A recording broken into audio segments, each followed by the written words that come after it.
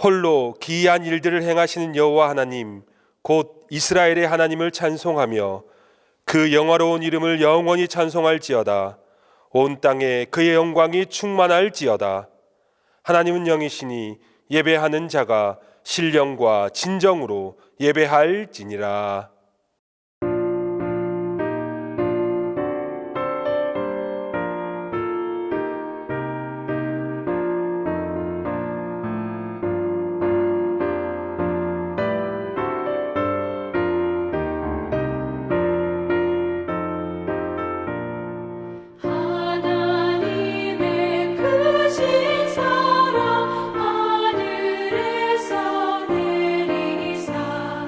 우리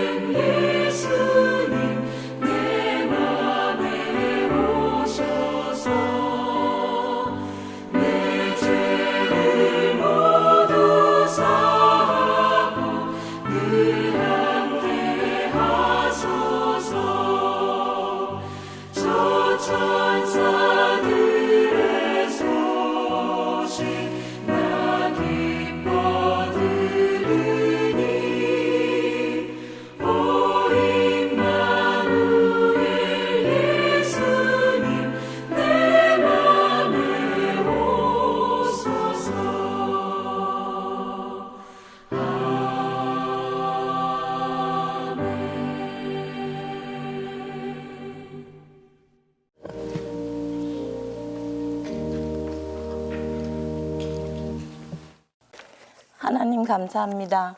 원치 않는 코로나 바이러스로 인해 수요 예배를 영상으로 드립니다. 영상으로나마 예배 드릴 수 있게 해주심을 감사합니다.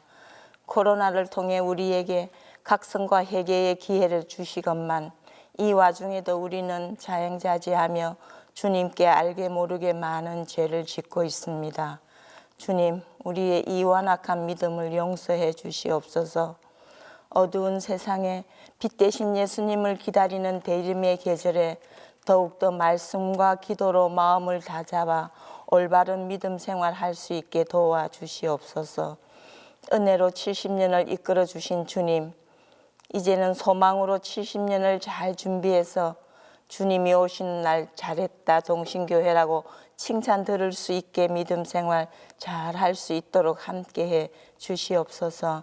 교회의 지경을 넓히고 주님의 사랑을 전하고 나눌 수 있는 동신교회가 될 수 있도록 은혜 내려 주시옵소서. 많은 이웃들이 소외당하며 어려운 가운데 있습니다. 불쌍하게 여겨주시고 도와주시옵소서. 주님, 이 불쌍한 우리나라를 돌아보아 주소서. 긍휼히 여겨주시고 위정자들이 모두 정신을 차려서 국민을 위하고 하나님을 두려워하는 정치를 할 수 있도록, 그리하여 주님이 축복의 촛대를 옮기지 않기를 위해 우리 모두 한마음으로 기도할 수 있게 은혜 주시옵소서. 담임 목사님과 여러 교역자들에게 영육 간의 강건함을 주시고 모든 가정에 건강과 행복을 더하여 주시옵소서. 우리 모두 소망으로, 평화로, 기쁨으로, 사랑으로 오시는 주님의 길을 준비하고 예비할 수 있도록 기도와 말씀에 힘쓰는 우리가 되게 은혜 주시옵소서. 그리하여 영광과 기쁨으로 성탄절을 맞이할 수 있게 해 주시옵소서. 다시 오실 예수 그리스도 이름으로 기도드리옵나이다. 아멘.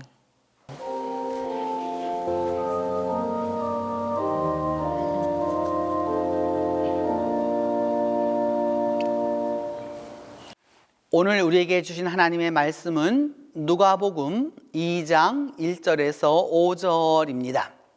신약성경 누가복음 2장 1절에서 5절입니다. 그때에 가이사 아우구스도가 영을 내려 천하로 다 호적하라 하였으니 이 호적은 구레뇨가 수리아 총독이 되었을 때에 처음 한 것이라.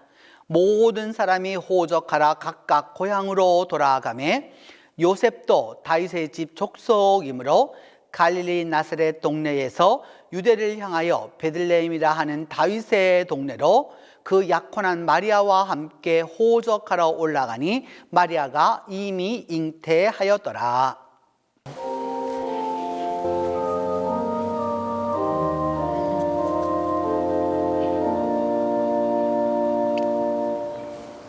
오늘은 대림 스페셜 세 번째 시간으로 네 번째 주간을 준비하는 의미에서 사랑에 대하여서 우리가 말씀을 상고하도록 하겠습니다. 누가복음 2장 1절로 5절 말씀에 근거해서 사랑의 왕이 오시리라 라고 하는 제목으로 말씀을 살펴보도록 하겠습니다. 오늘 성경은 어느 시대에 어느 황제 시대에 호적을 하게 되었느냐라고 1번 질문을 하고 있습니다. 누가복음 2장 1절은 말하기를 그때의 가이사 아우구스도가 영을 내려 천하로 다 호적하라 하였다라고 이렇게 말하고 있습니다. 가이사 아우구스토라고 하는 이 이름 자체는 그 본명이 아닙니다. 가이사라고 하는 말은 그 줄리우스 시저부터 썼었던 그 가이사라고 하는 처음부터 썼었던 그 이름입니다. 그래서 이거는 황제에 해당한다고 할 수 있는 것이겠죠. 그래서 줄리우스 시저였고 원래 이 아우구스토의 본명은 옥타비아누스였습니다. 그래서 이 옥타비아누스가 자기 그 줄리우스 시저보다 하나 더 이름을 쓴 것이 뭐냐? 아우구스투스라고 하는 거였죠. 그래서 뭐냐면 가이사 아우구스투스라고 하는 말은 가이사이기도 하고 아우구스투스라고도 하는 것이죠. 아주 위대한 존재라고 하는 것입니다. 주전 63년부터 AD 14년까지니까 거의 77세를 살았는데 당대로 보면 오늘날로 말한다면 뭐 한 100세 넘게 120세 정도 가깝게 살았던 아주 장수했던 왕이라고 할 수 있습니다. 이 가이사 아우구스토는 그의 그 젊었을 때의 그 상도 보게 되면 여러분 이게 손을 딱 펼치고 있는데 이 손가락을 가리키고 있죠. 이렇게 그 왕의 그 황제의 가이사의 통치 영역을 의미할 때 쓰이는 단어입니다. 그래서 이는 그래서 어떤 그 이름이 무엇이었느냐 하면은 임페라토를 하면은 황제라는 말이고 가이사이고 디비필리우스 신의 아들이며 아우구스투스라라고 하는 말입니다. 율리우스 시저랑 그 모계 쪽으로 가까웠고 그의 통치 시대에는 로마의 평화가 있었다, 팍스 로마나가 있었다라고 하는 걸 알 수 있습니다. 그래서 그 당시에 로마 제국이 얼마만큼을 다스리고 있었느냐를 쭉 보시면 여러분들이 지금 보시고 있는 대로 그 노란 약간 연두빛 나는 것들이 바로 이 로마 제국입니다. 그래서 그 로마 제국이 나중에 점점 더 확장되기도 하고 또 그렇게 하였죠. 이 아우구스투스가 그 정권을 얻었을 수 있었던 것은 바로 이 악티움 해전이었습니다. 이 악티움 해전에 의해서 그가 정권을 잡음으로써 이제 완전히 로마의 그 시저를 대신하는 줄리우스 시저를 대신하는 존재가 되었던 것이죠. 그 아우구스투스의 궁궐 내부를 보면 당시 로마의 아주 전형적인 그 양식인데 회에다가 이렇게 그 여러분 그 색칠을 해서 이렇게 쫙 발라나가는 그 이태리 사람들의 건축 양식 가운데 하나이죠. 그래서 이런 모습이 있었던 것이고요. 그의 그 죽음에 대하여서 그의 묘소가 어디인지는 우리가 정확하게 알 수는 없지만 지금 현재 이것이 여러분 마솔레움 오브 아우구스투스라고 나와 있는데 바로 그 아우구스투스의 묘라, 우리말로 표현하면 묘인데 그 엄격히 말하면 관이 들어있는 묘라고 하기보다는 기념하는 기념묘, 가묘라고 볼 수 있습니다. 왜냐하면 그 다음을 보면 이 아우구스투스에 대한 이 비문도 역시나 이 마솔레움이라고 부르기 때문입니다. 그래서 이 가이사 아우구스토가 천하로 호적하라 했다라고 하는 부분이죠. 호적이라고 하는 것은 여러분 인구조사를 의미합니다. 인구조사를 하는 이유는 왜 그러느냐? 로마는 인두세를 거두는 나라였기 때문에 사람의 그 머릿수에 따라서 그것을 거두기 위하여서는 바로 인구조사를 하였던 것이죠. 그 인구조사를 하기 위하여서 그들은 어떤 방법을 썼느냐? 각자가 다 원래 본래 고향으로 돌아가서 그 본래 고향에서 그것을 하도록 만들었던 것이죠. 그래서 가이사 아우구스토가 이렇게 로마 온 제국의 인구 조사를 하라고 하였는데 바로 그 당시에 수리아에는 누가 총독이 되었었느냐? 구레뇨라고 하는 사람이 총독이었다라고 한 것이고 이것이 바로 그가 있었을 때 처음 한 것이었다라고 말하게 됩니다. 이 구레뇨라고 하는 인물은 어떤 인물이었느냐 하면 푸블리우스, 술피시우스, 퀴리니우스라고 이렇게 이름하고 있는 사람인데 그 구레뇨라고 하는 말이 바로 퀴리니우스라고 하는 그 이름에서 오게 된 것이죠. 푸블리우스라고 하는 말로 보아서 이 사람은 굉장히 이렇게 공적으로 여러 가지 역할을 하게 되는 바로 이제 그러한 그러니까 우리로 말하면 집정관 같은 또 내지는 그 일종의 관리라고 할 수 있겠죠. 약 주전 45년에 태어나서 주후 21년에 사망했습니다. 로마 근처의 하미안 집안에서 태어났고요. 수리아 총독이 되었다라고 하는 말을 여기 굳이 쓰는 이유는 수리아가 당시에 수리아 지역을 다스리고 있는 총독이 어디까지 다스리고 있었느냐? 바로 유대까지 다스리고 있었기 때문입니다. 그래서 그 황제의 명에 의거해서 인구조사를 하였는데 그 인구조사라고 하는 것이 바로 그 예수 탄생 때에 일어났기 때문에 그 예수님의 아버지와 어머니였던 요셉과 마리아가 그 고향으로 돌아가게 되었던 것이죠. 그들이 어떠하게 그 세금을 받았고 인구조사를 하였을까라고 하는 모습을 알아보기 위해서 이 중세에 여러분 모자이크를 하나 보시는 것입니다.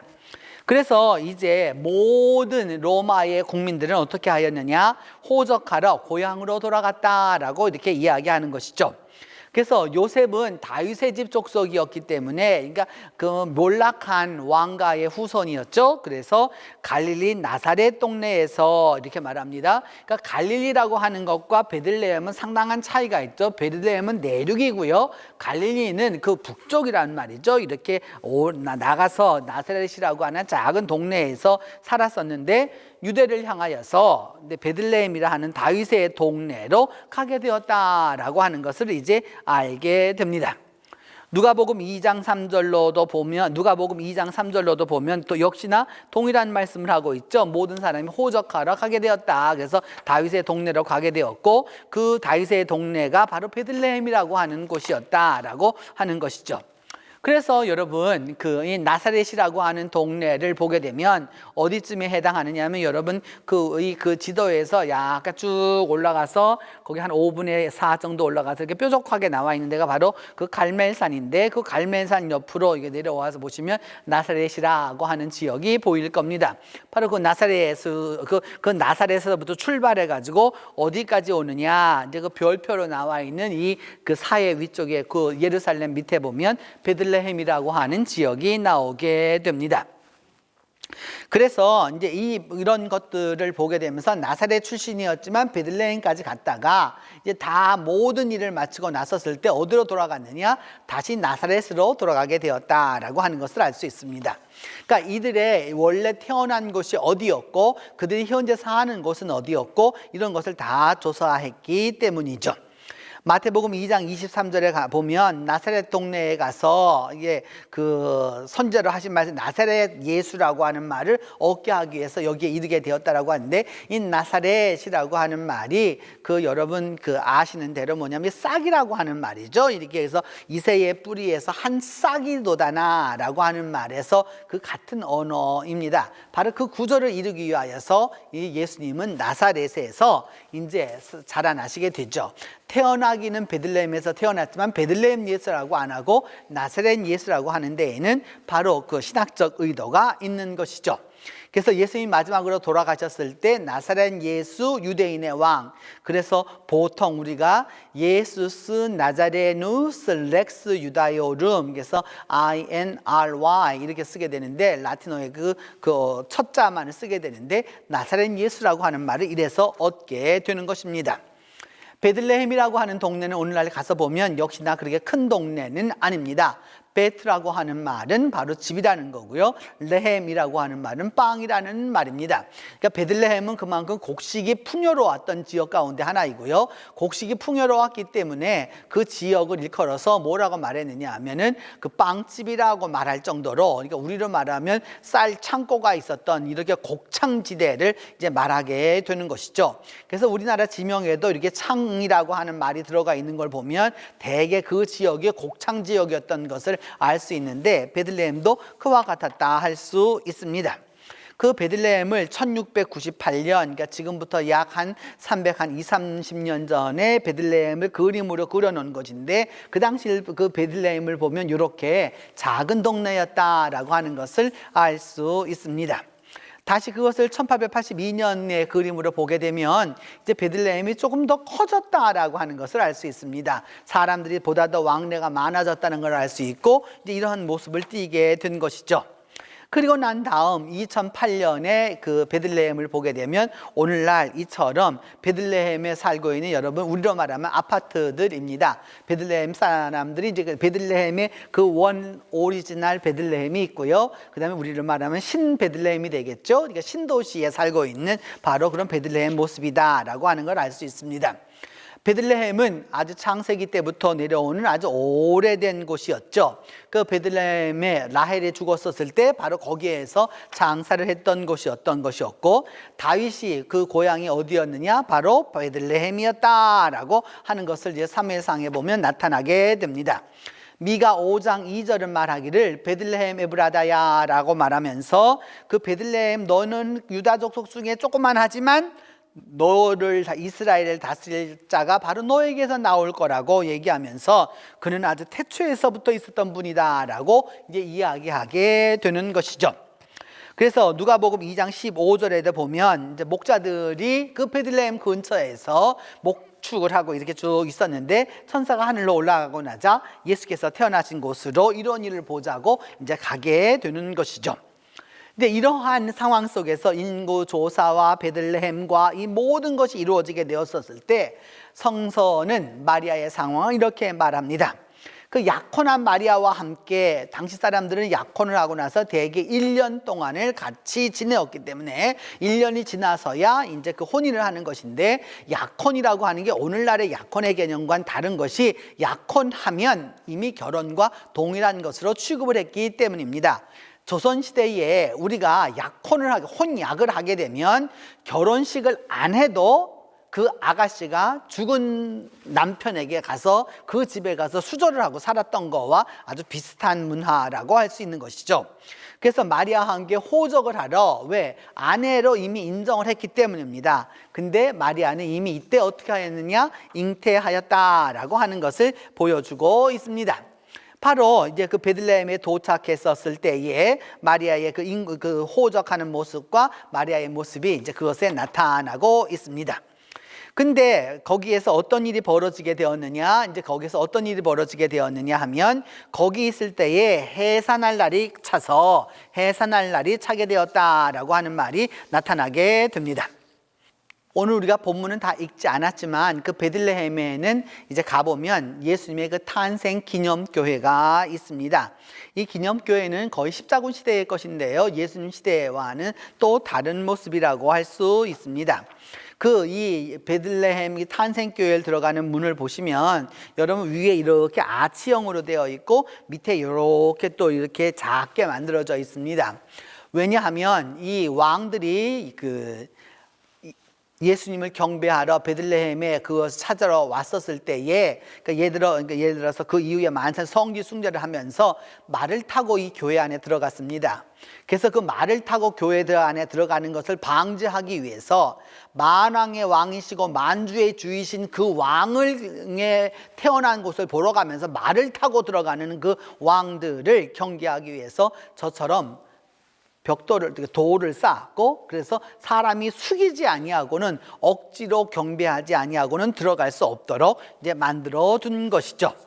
그래서 여러분 저 안을 들어가 보면 어떤 모습을 보이게 되느냐, 이게 바로 십자군 시대에 만들었던 바로 탄생교회의 모습입니다. 저는 회랑들이 이렇게 쫙 있는 것이 이제 보이시죠? 이렇게 그런 것들이 보이시고, 그 다음에 거기에 가보면 여러 가지 그런 것들을 이제 준비를 해 놓았습니다. 지금 특별히 보시는 것들은 뭐냐면, 이제 예수님이 이곳에서 탄생하셨다라고 하는 것과 더불어서 바로 별빛이 여기에 머물렀다라고 하는 교회의 전승 때문입니다.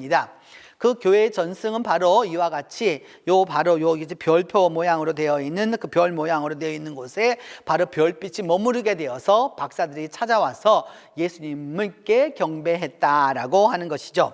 그래서 이 별을 일컬어서 우리는 뭐라고 말하느냐, 예루살렘의 별이라 이렇게 이제 말하게 되는 것입니다. 이는 성경에는 나타나지 않지만 교회의 전승으로 지금까지 믿어오고 있는 것이고, 또 그렇게 또 이게 지금까지 이게 2000년 동안 생각해 왔던 것인데, 특별히 이런 전승은 대개 언제부터 생겼느냐 하면 주후 4세기경부터 콘스탄틴의 어머니였던 그 헬레나가 성지를 순례하고 나서부터, 그 이후부터 생겨진 전통입니다. 그 이전까지 기독교는 공인된 종교가 아니었기 때문에 그것을 할 수가 없었던 것이죠. 그래서 그 이후로 생겨진 이런 전통들을 이제 보면서 우리가 알 수 있습니다. 바로 여기냐 아니냐 그렇게 너무 그것을 갖고 이런저런 이야기할 것은 없고요. 다만 예수님의 탄생지가 베들레헴이라고 하는 부분을 우리가 기억해 두어야 한다라고 하는 것이죠. 그런 부분에서 여러분 오늘 저녁에는 여러분들과 함께 하고 싶은 것이 바로 여러분들에게 아주 익숙한 캐롤 찬송이죠. 고요한 밤 거룩한 밤입니다. 고요한 밤 거룩한 이 찬송은 오늘날 전 세계 사람들이 이 대림절과 성탄절은 누구나 부르고 아무나 다 알 수 있는 그런 아주 위대한 찬송이 되었지만, 사실 그렇게 찬송이 오래된 것은 아닙니다. 이거는 19세기 마렵에 그 독일에 있는 그 한 지역에서 이제 그 지역이 있었죠. 그곳에 누가 있었느냐 하면 조셉 무어라고 하는 목회자가 있었습니다. 조셉 무어라고 하는 이 목회자가 있었는데 이 목회자가 이것을 목회를 하고 있었었는데 그 목회를 하고 있는 그 해에 이 교회가 크지 않았어요, 여러분. 너무 많이 눈이 왔는데 성탄절이 되어서 그 오르가니스트였던 이 그 그루버라고 프란츠 세이버 그루버라고 하는 사람이 무엇을 하기를 원했느냐 하면은 그에게 무엇을 하기를 원했느냐 하면 그 작곡을 하게 시켰어요. 왜냐하면 올간이 망가졌기 때문입니다. 그래서 갑작스럽게 그 올간을 그 위해서 준비했던 곡이었던 거죠. 그 올간도 대단한 올간은 아니었습니다. 바로 그래서 그 밤에 고요한 밤, 거룩한 밤을 그 고백하는 이제 그 성탄 전야 예배를 드리게 되는 바로 이제 그 이야기가 있게 되면서 드디어 이 고요한 밤, 거룩한 밤이 이루어지게 된 것이죠. 그래서 지금 여러분들이 보시는 것이 바로 이 사비에르가 프란츠 그루버가 작곡했었고 또 그 다음에 조셉 무어가 목회했었던 바로 그 고요한 밤, 거룩한 밤, 바로 그 교회를 보시는 것이다 라고 할 수 있겠습니다. 오늘 이 저녁에는 이 고요한 밤, 거룩한 밤을 여러분 불가리아에 있는 소피아 필하모니 오케스트라가 120주년을 기념으로 해서 이 찬송을 한 곡을 함께 하도록 하겠습니다. 언어도 다르고 교회도 다르고 또 전통도 다르지만 그럼에도 불구하고 예수 그리스도의 탄생을 기다리고 그 탄생을 축하하는 고요한 밤, 거룩한 밤을 불러가는 바로 그 아름다운 모습을, 그 사랑의 모습을 함께 하면서 이 찬송 함께 하도록 하겠습니다.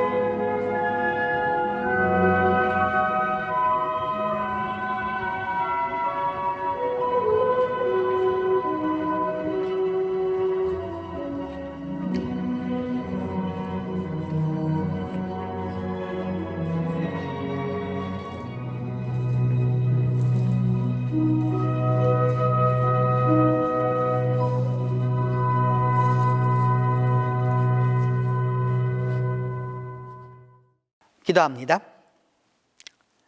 사랑의 하나님, 사랑의 왕으로 오시는 예수 그리스도를 우리 모두가 맞이할 수 있도록 은혜를 베풀어 주시옵소서.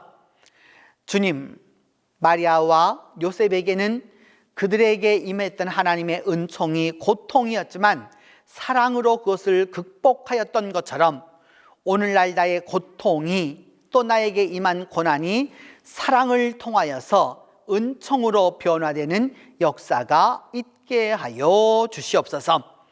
또한 주님, 마리아와 요셉이 사랑하고 사랑해서 온 인류를 구원할 수 있는 그 인류 구원의 구원자이신 예수 그리스도가 베들레헴에 태어나게 하게 했던 것처럼 우리 모두가 다 사랑의 사도가 되어갈 수 있도록 하나님이 함께하여 주시옵소서.